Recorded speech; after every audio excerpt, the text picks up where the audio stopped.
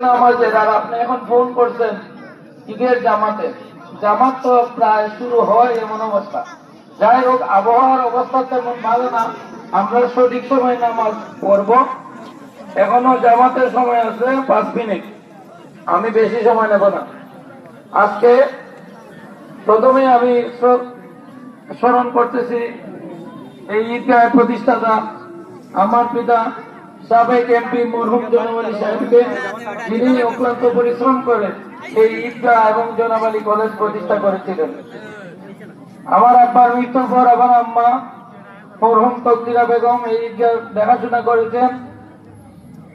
এর আগে হাজি সত্তরাজি সাহেব এবং আমার এলাকার মুরব্বিয়ান অনেকেই এই ঈদগাহ দেখাশোনা করেছেন। যারা প্রয়াত হয়েছেন, যারা এই পৃথিবীতে নাই, তাদের সকলের রুহের মাগফিরাত কামনা করি।